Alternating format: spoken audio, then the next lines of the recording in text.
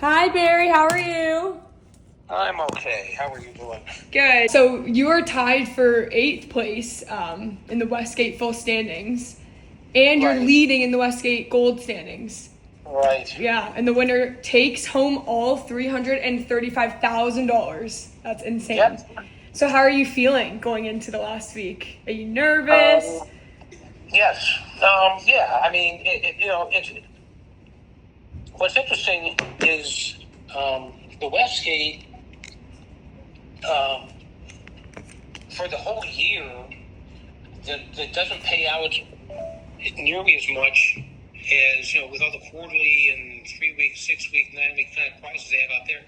The whole year doesn't pay out nearly as much as you think it would. Right. And I find that a little surprising. But they used to be the only game in town many years. Yeah, they were like the first ones, the originators, right? Yeah, and so and they also charge more than over at Circa. Yeah. They're charging. So I thought, I thought that the non-winner take-all stuff would pay out more, and I also think that the other part of it is that the winner take-all has gone down in numbers over the years. I think that's just because of the number of competitions and other things out there. Yeah. Yeah. So, but in any event, I mean, look, it's a grind. It's you got to pick 90 games over, that 20, an 18-week season rather, and it's just very difficult. You because there aren't 90 games worth betting on. Oh, 100%. Yeah. Yeah. Right. And so many things come down to. The lines are so tight sometimes it comes down to a coin flip, and you every time you think you had a horrible beat, you don't count your blessings for the ones you won that maybe you shouldn't. It's really nerve-wracking, eh? Yeah, it is. Who'd you go with? Buccaneers, Seahawks, Vikings, Giants, Rams. Well, take us through like your strategy that you've been using all season to get to the point of where you're now leading it. What's you go into everyone goes into these things thinking they know more than they actually do. Yeah. I worked with another person on it, and we started out the worst we ever did. We started out 1-4 the first week and 2-3 the second week. So we were 3-7 after 2 weeks. Wow. And when you're dealing with forgetting the seasonal contest, but when you're dealing with a winner take all, you're really behind several games to start after 2 weeks. And since then, we've gone, 2 out of 3, 66% to get to where we are now, which is great. But everyone's going to have a week or two that is the outlier, and so the strategy. I mean, I think, did your strategy change at all? It didn't. It really didn't. I think the strategy that we've always tried to use over the years has been taking more underdogs than taking favorites. Right. I just think that's just the way it is. I mean, that's just the way to monetize it and to make more money doing it. And when in days when we do cash betting into casinos and stuff like that, and sports books, the same approach that's usually the same approach we take. And quite frankly, there are, as I said before, there aren't 5 games worth betting on. And if you were thinking about, I'd like to place cash bets on some of these games, if you could find 2 a week that you really like, that's a lot. Yeah, exactly. When you're just in the, but it's fun. It's a lot easier when you're not in contention, but it's not nearly as much, not nearly as profitable, obviously, potentially profitable. So so the strategy is just obviously look for value, and more times than not, you're not taking the Thursday game because you have to lock in too much of the rest of the week. Yeah, I agree with that. And the problem with that is you don't know what you need to know in order to make the right decisions. Mm-hmm. And when the numbers come out like on Wednesdays like that or Thursdays, then you're stuck with some bad bad numbers based on late injury reports or anything that can possibly happen. Weather, later in the season more than early. Yeah, for sure. And that's so you try to stay away from Thursday games as much as possible. I personally think Thursday games have some bad juju. I did I was in Circa Survivor and I bet on a Thursday game, my first Thursday game, and I got out. So never again. Well, that one game in particular, the Rams was the Rams 49ers this year or something. Yeah. The 49ers were not playing all that good, and the Rams were doing it. They wiped out a whole bunch of people. I know that the Saints, by winning not that long ago, wiped out a whole bunch of people. Yeah, and then the Eagles losing was huge. And that's such a difficult contest because of how to lay it out. It's almost in a strange way when you look at what Circa has there with the needing to do 20 weeks of it. The Grandissimo would seem to be an easier, it's a much more expensive contest to enter. I get it, but it's a much easier, if you say that, contest to win because you don't expect everybody to last all that long. If there's tens of thousands of people in the other one, someone's going to be lasting a very long time. And the truth is there's so 5 or 10 left, I think. Yeah. But in Grandissimo, it can get whittled down relatively quickly, and having to strategize about what you're taking in week 3 when you're thinking about I might need that team in week 14, or what they do with Christmas and Thanksgiving. Yeah, the Christmas and Thanksgiving is really shakes people up. And it's interesting to see a couple years from now when it comes to the Christmas week, because Christmas next year's on a Friday, and that's going to be Saturday, that's I think Sunday. So they're going to end up with not that segregation of games, I think, to be able to use that as a separate week. Yeah, that's a good point. And so a couple of years down the road, that'll be interesting to see. Thanksgiving, they can always do it. And, the NFL doesn't do the participants any favors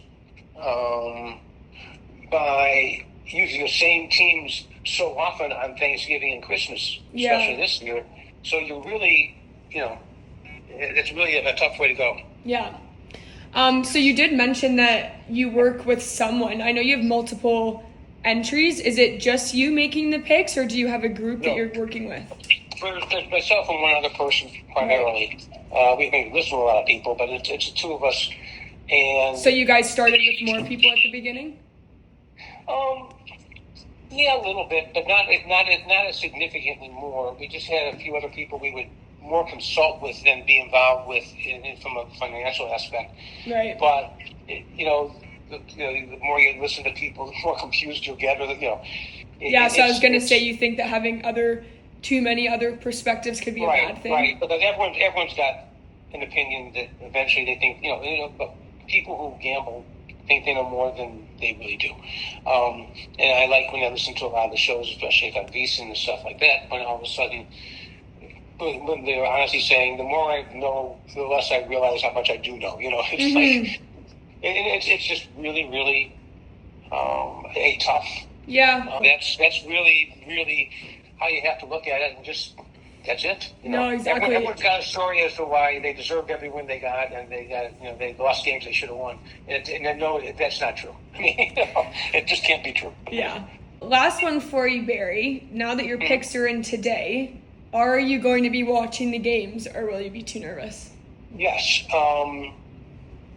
Yes, I'll be watching part of the since we're involved with some of the games today. I'll be watching, and I don't want anybody to know what we're doing yet until everyone knows what everyone's doing.